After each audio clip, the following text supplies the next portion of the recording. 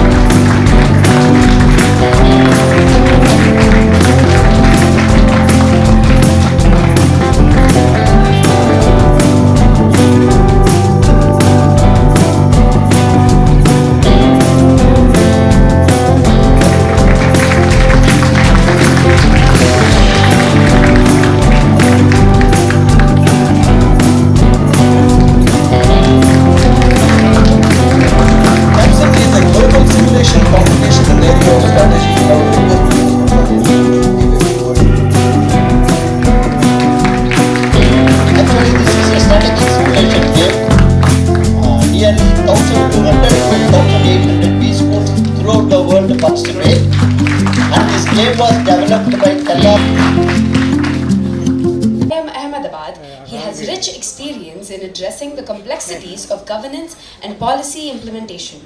Throughout his career, Shri N. Muruganandam has held key positions in the Tamil Nadu government, including the Office of the Chief Minister, Department of Finance, Industries Department, Rural Development, and Agriculture and Environmental Department. During his tenure as Additional Chief Secretary of Finance Department, he is credited for his pivotal role in formulating and executing policies aimed at economic growth and development. Shri N. Muruganandam is recognized for his collaborative approach to leadership. It is our privilege and honor to have you here, sir. It's with great pleasure that I now invite our honorable chief guest to address the gathering.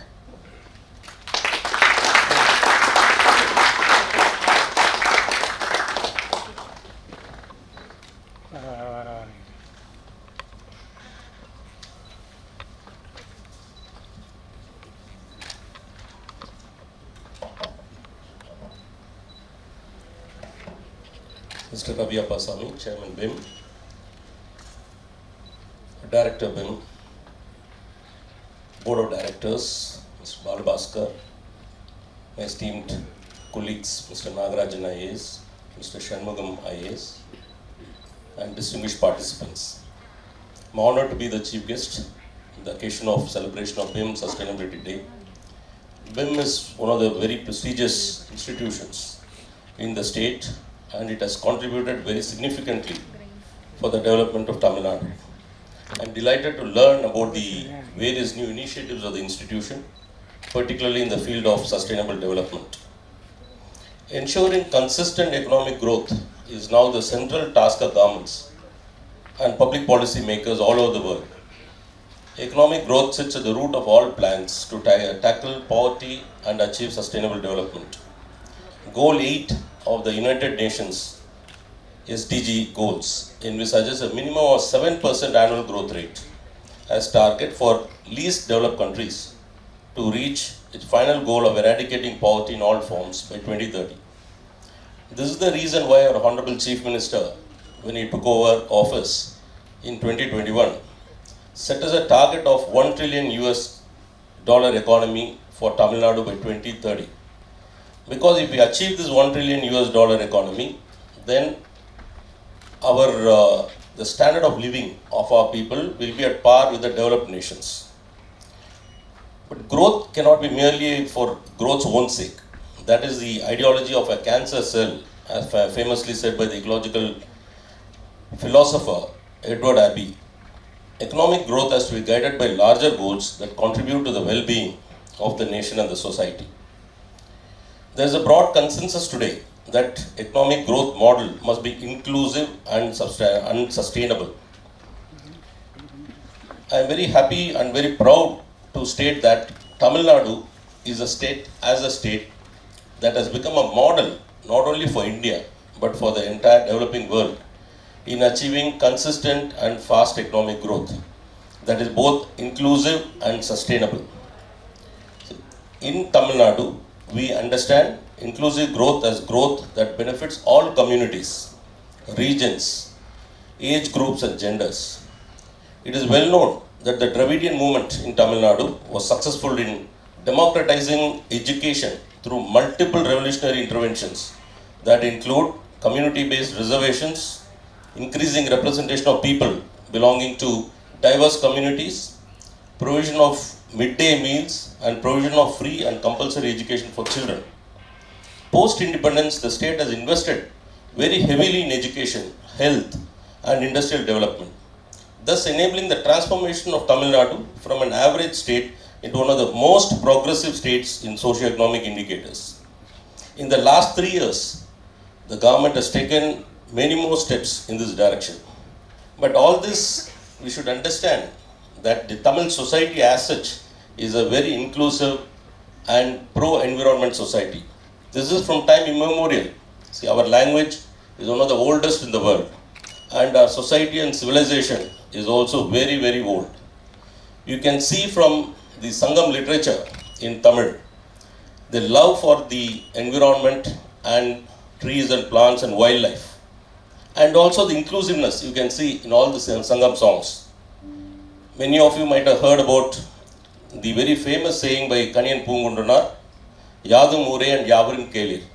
So this is around 2500 years back this was written. This kind of thoughts I don't think is there in any literature in any language. And the Tamil society also reached its pinnacle in knowledge at the time of Tiruchirappalli, which was written around more than 2000 years old. So that captures the essence of the basic core principles of Tamil society, which still guides the society even today. If you look at, I'll just quote 2 Tirukurals, which explain, because I'm supposed to talk about inclusion and sustainability. About inclusion, Tiruvalluvar says, Pagutundu Palluyir Ombudal, Nulo Toguttavattrul Ellam Thalai. That means the highest virtue in any creed or religion is to share your food and cherish all living beings, not only human beings, all living beings. So this kind of sublime thought is very difficult actually to see in any literature. Similarly, on sustainability, he defines a country as Mani Neerum, Mannum, Malayum, Aninidal Kaadum, Udayadu Aran. That means clean water, clean blue water, open spaces, hills, and evergreen forests. Aninidal Kaadu means that the sunlight cannot actually penetrate, will not reach the flow of the forest. A country or a fort is supposed to have all these characteristics. So this explains what kind of society we had in the Tamil society in those years, and how the society and our development was very, very sustainable. So that is reflected in all our schemes and in our growth even today. The free breakfast scheme of Honorable Chief Minister, which was announced 2 years back, is actually a path-breaking initiative for both education and public health. Nowhere in the country this kind of scheme is being implemented. Nearly around 20 lakh children actually benefit from this scheme, and research has shown that consumption of a nutritious breakfast improves a child's learning outcomes. Apart from also improving school enrollment, the scheme contributes towards the overall development of the child. Similarly, for gender inclusivity, Pudumai Pen scheme has been announced by the government. It offers 1,000 rupees a month for every girl student who has studied in a government school from 6th standard to 12th standard, because it is basically self-selection. If they are studying in a government school, we can presume that they are from the lower strata of society and with weaker economic means. So in this also around 3.5 lakh girl students are actually benefiting every year. This scheme, apart from improving the enrollment of women in schools and colleges, will also improve women's participation in the labor force. In the last state budget, the government introduced a special scheme to incentivize additional women employment in the state. So we are giving a payroll subsidy of 10% of the salary of the women, differently able people, and transgender employees for 2 years to all new industrial units if they provide direct employment to over 500 such individuals from Tamil Nadu. I don't think any other state in the country has this kind of scheme or incentive. Recently, the state government has also unveiled a World Bank assisted Tamil Nadu Women Employment and Safety Program, VSAFE. This will be implemented over the next 5 years. We aim to increase the participation of women labor force in non-farm and emerging sectors. It is pertinent to mention that already 42% of all women working in India's formal factory sector are from Tamil Nadu. Tamil Nadu is also a pioneer in transgender welfare, and we have set up a welfare board for them since 2008. To improve the employability of youth and to address the skill gaps, a scheme called Non-Mudalvan scheme is being implemented. All the students from engineering colleges as well as arts and science colleges in the state are covered under the scheme. Nearly 23 lakh students have been trained so far. To improve the skill training, the state government has actually transformed all the government ITIs into Industry 4.0 technology centers. This we are doing in collaboration with Tata Technologies. Another significant feature of the industrial development of Tamil Nadu is that it is distributed across the state. It is not concentrated in one center. You might have seen, I don't want to mention the states, but there are many places where all the development is there only in the capital or around the capital. The rest of the state actually will be a really undeveloped area. Tamil Nadu is not like that. If you look at industrial development, we have 5-6 big hubs of development. Chennai and in and around Chennai, Sri Perumbudur, we have Hosur Krishnagiri belt, we have Tiruchi region, we have Coimbatore belt, now we have Thoothukudi Tirunelveli belt. And across the state you will find industries. We have SIPCOT parks and SIDCO parks across the state. So this actually makes it a very, very equitable growth for the state. Similarly, another scheme which is very innovative, which was introduced, is called the mini tidal program. All of you know there is a tidal park here in Chennai, which ushered in the IT revolution in Chennai. This was started in around 1998. Now we want to take this IT revolution to tier 2 and tier 3 towns. So mini tidal parks are being started in medium-sized towns like Tanjavur, Karaikudi, Viluppuram, Thoothukudi, Salem, Tirupur, Vellore, Karur. So these are doing very well. Already some 4 or 5 of them have been launched. Similarly, we have small industrial estates in places like Madurai, Hosur and Salem. The government is also very acutely conscious that persons from marginalized communities like scheduled castes and scheduled tribes, they face many entry barriers when they want to start a business or run a business. To tide over these problems, we have introduced an Annal Ambedkar Business Champion Scheme, which is doing very well. Similarly, Tamil Nadu is the only state which has a startup fund for SC/ST entrepreneurs. In the last 2 years, 38 startups have been assisted and they have received an investment of around 58 crores.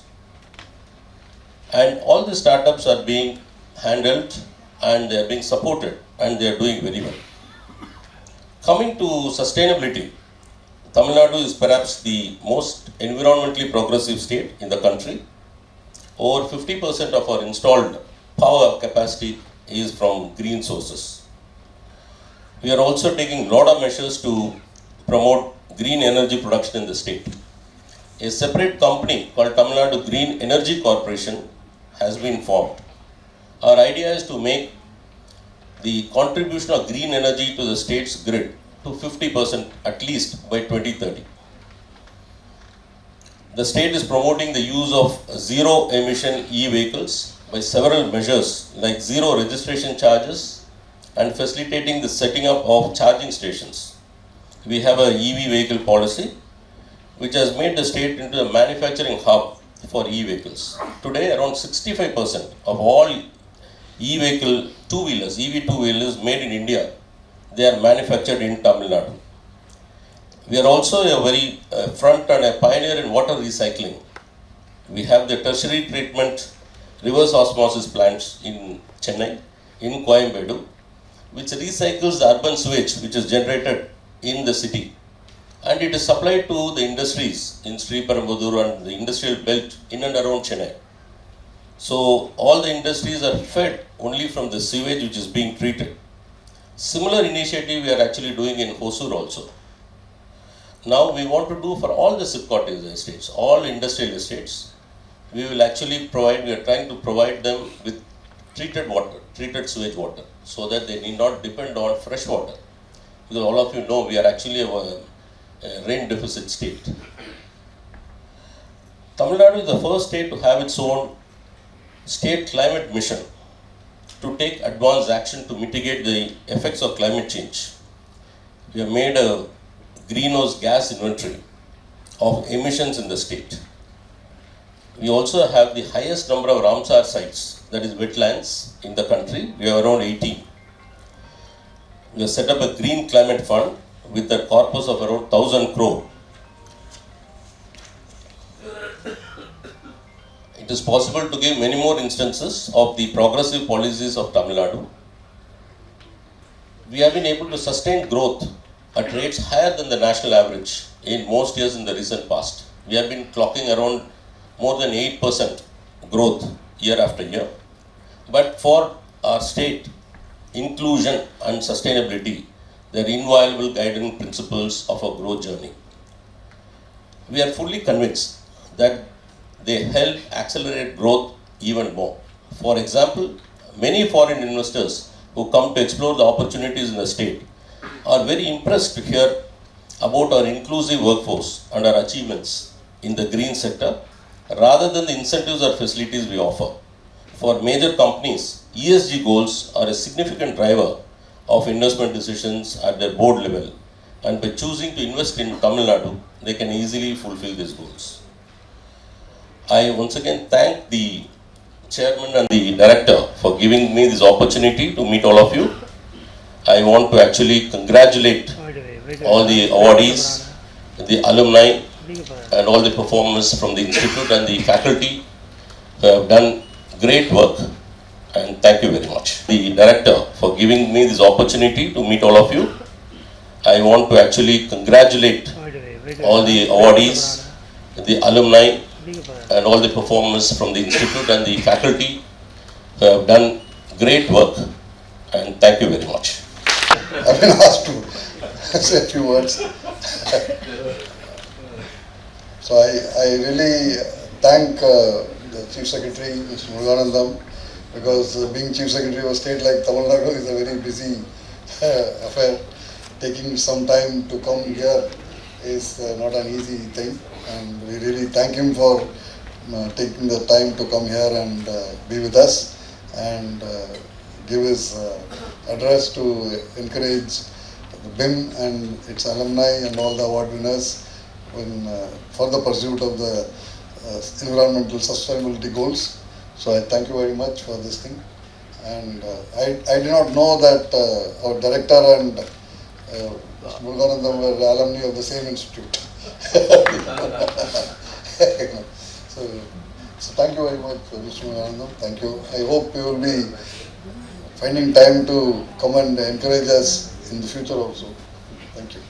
It's about influencing tomorrow, and today our differentiator are new technology applications and sustainable practice. Whenever it comes to sustainable practice, whenever it comes to new technology applications, we should be the market leader in terms as a business school. So this is how we are moving, and you have also seen that that short film on greening tomorrow. So we had influencing tomorrow. From there we are evolving into greening tomorrow. So this is a long journey, and in this long journey I am thankful to the board and to all my faculty colleagues, staff, alumni, everyone who have contributed to this. Now this journey has not been very easy. There are some individuals who have gone beyond the nitya karma of the academics. So going beyond the usual activities of an academic, so they have they have embraced some of their passion and worked towards that. So we have from this year on introduced an award called BIM Ikigai Awards. So Ikigai is basically a Japanese word. So Ikigai means the reasons for living. Ikigai means the purpose of life. So when we have the purpose of life, something we see as a purpose of life, then we don't feel tired for it. We don't look at our watch. So we tirelessly work towards that. So that briefly to talk about this in this Ikigai. So it is a Japanese concept, and it is defined as your life's meaning in relation to your talents, your passions, and what you can contribute to the world. So the 4 pillars of this Ikigai is what you love, what you are good at, what you can be paid for, and what the world needs. So something that you are not asked for, that out of passion that you work towards that. So we are recognizing this year 3 such faculty members who have gone beyond the usual call of duty. So we have like Professor R. Subramaniam. Just 1 minute, I'll just call it, I'll just give him a brief intro. And Satya told me not to speak much because when I get the mic, then I keep talking. So Professor R. Subramaniam is the oldest serving faculty in the system, and he is instrumental.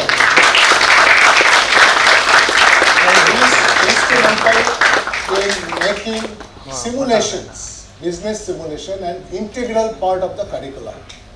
And so much so that BIM students are at par with, if not better, than top IIMs in simulation practices. And consistently, it's just not one of the years or 2 years or 3 years, consecutively our students are winning these global CAPSIM challenges. So and it's a very prestigious challenge. And when I say that they're winning this global CAPSIM challenge, you may feel, oh, there are so many such challenges, then what is so big deal about it? But let me tell you, I'm Ahmedabad, I'm Bangalore, XLRI, all these teams participate in that. And among that team, our teams are coming, getting first prize, second place, third place, and year on year, we are getting this kind of position.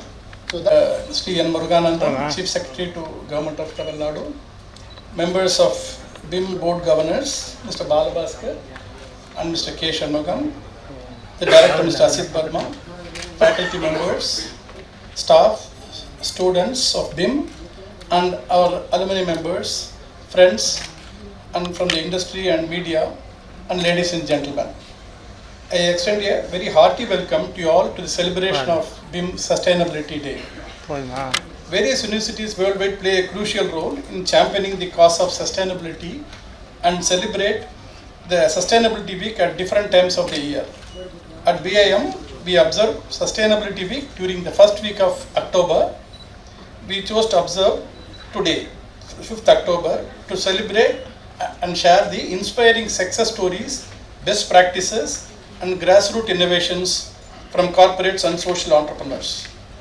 We are also taking this opportunity to recognize our distinguished alumni, few of our students and faculty for their exceptional achievement.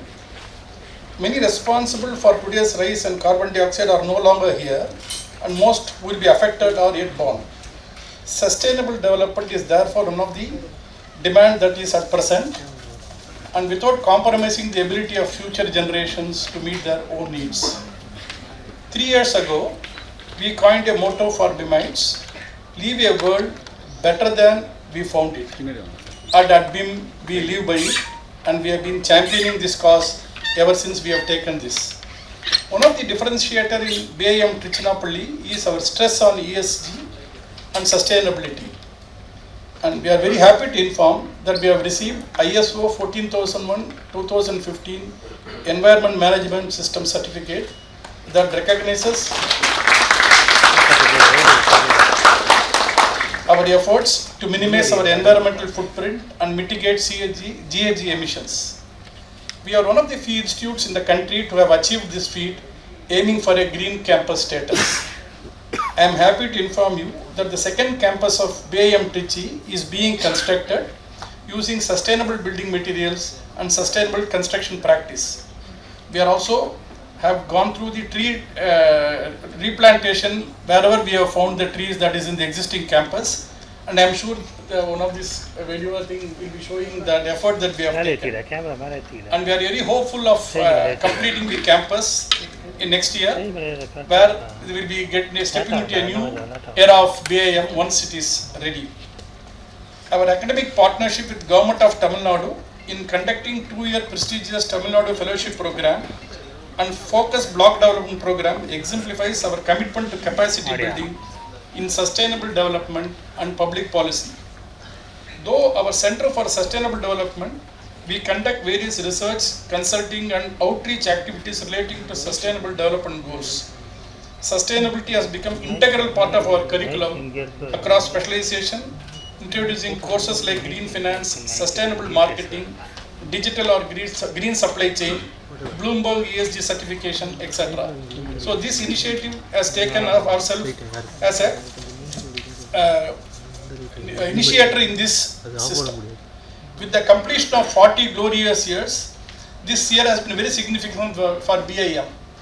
We have the laying of foundation stone of the new campus was done by Honorable Government of Tamil Nadu few months ago, and the construction is full swing, and we are hopeful that it's be ready by the next year.